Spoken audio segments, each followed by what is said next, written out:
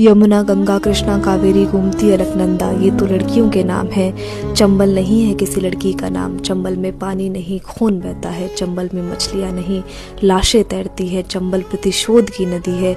और वो कौन सी लड़की है जो प्रतिशोध और खून से भरी नहीं है और जिसमें लाशें नहीं तैरती। फिर भी शारदा, सई, शिप्रा, कालिंदी तो लड़कियों के नाम है। चंबल नहीं है किसी लड़की का नाम। चंबल की बेटियों के नाम हुए फूलन देवी, कुसुमा नाइन, गुल्लो बेडिन, फूल, कुसुम और गुल।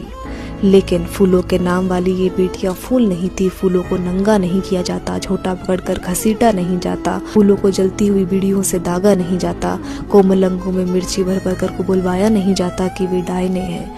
शिशुओं के नर्म कलेजे चाट चाट कर खाती हैं, वे ही लाती हैं बाढ़, महामारी, अकाल, दुर्भिक्ष, मुकदमे वे ही हरवाती है। हाथ डुबोए गए खौलते हुए तेल में और फफोले पड़ते ही अपराध सिद्ध हो गए।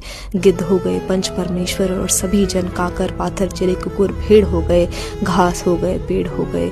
फूलों के मुंह से निकली कुछ बुदबुद पर चिल्लाया, ओझा लो, सुन लो, इसने स्वयं को बोला अपना डायन होना, अब ये मेरे हाथों मुक्ति चाहती है।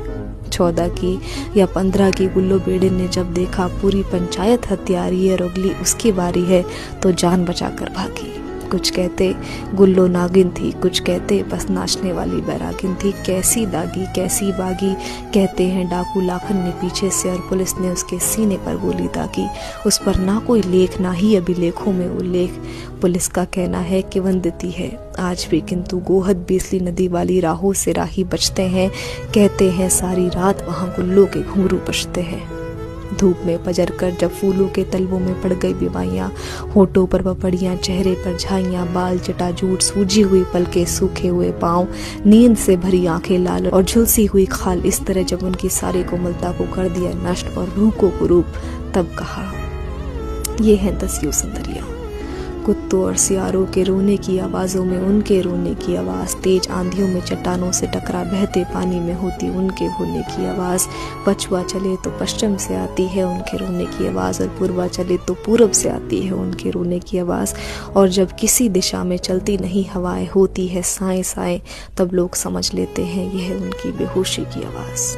गर्दन तक चलती हुई छुरी की खिसखिस शामिल होती कीर्तन के ढोल धमाकों में। कहते हैं एक दिन उन फूलों ने अपनी पनहियों में भरकर पेशाब पिलाई अपने बलात्कारियों को और पेड़ों से बांधकर उनके प्रजनन अंगों के चिथड़े उड़ा दिए। फूल कैसे हुए पत्थर और पत्थर कैसे हुए रेत, ये फूलों के रेत हो जाने की कथा है, ये फूलों के खेत हो जाने की कथा है, ये फूलों के प्रेत हो जाने की कथा है।